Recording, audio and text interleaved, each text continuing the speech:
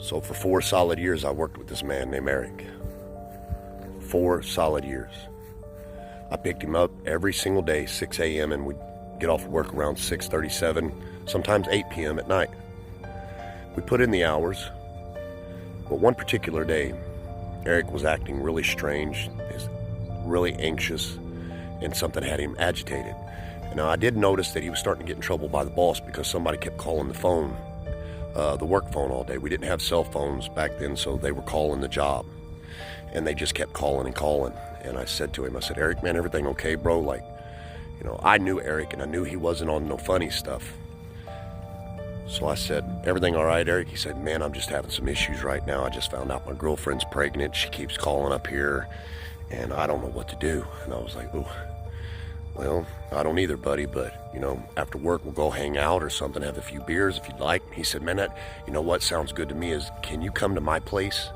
Because I think if you're there, it would kind of break the ice a little bit. And I think I'd be a little bit more comfortable talking to her about it. Absolutely not, man. I can't and will not get involved in that, man. It's not, like, I didn't even have kids at the time, so I definitely didn't want to get involved in that. So I dropped him off at home.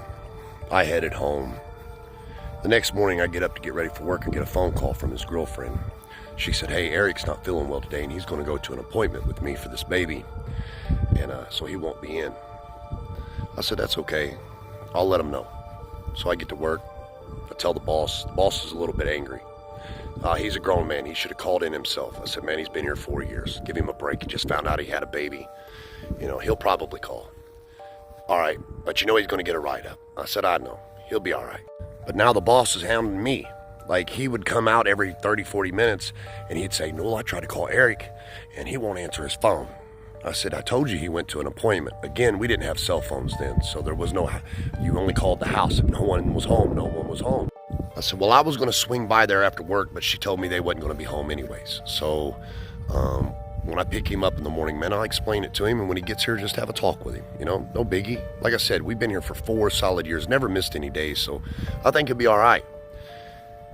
But on the way home that night, I drove by Eric's house, apartment, and I noticed that every light in his apartment was off. And out of the 4 years that I'd known this man, that bathroom light stayed on because he was a grown man afraid of the dark.